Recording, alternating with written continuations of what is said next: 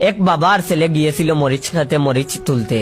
তখন ছেলে হঠাৎ বাবাকে বলে উঠলো, বাবা আমি এই লাল মরিচের মতো একটা লাল টুকটুকে বউ বিয়ে করব। তখন তার বাবা বললেন, তোকে আবার কে বিয়ে করবে? ছেলে বলল, কেন, কত মেয়ে আছে। তখন তার বাবা বলল, তুই যে হাবা গুবা, তোকে আবার বিয়ে করবে, তাও সুন্দরী মেয়ে। হা হা হা। ছেলে তখন রাগ দেখিয়ে বলল, বিয়ে করলেই দেখতে পারবে। তখন তার বাবা বলল, আচ্ছা আচ্ছা দেখা যাবে, এখন মন দিয়ে কাজ কর। ও হ্যাঁ, মনে তো নেই, ছেলেটার নাম ছিল ইমন। ইমন কাজ করতে করতে লাল টুকটুক বউয়ের কথা ভাবতেছে।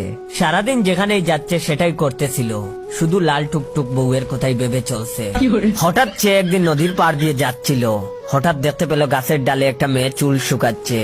মেয়েটা ছিল অসম্ভব সুন্দরী। ছেলেটা দেখেই ভাবতেছিল, এটাই আমার লাল টুকটুক বউ। যখনই সে খুশি মনে তার কাছে যাবে কথা বলতে, এমন সময় মেয়েটা আস্তে আস্তে চলে গেল, আর কথা বলাই হলো না। ইমন একটু মন খারাপ করে, তবুও খুশি হয়ে বাবার কাছে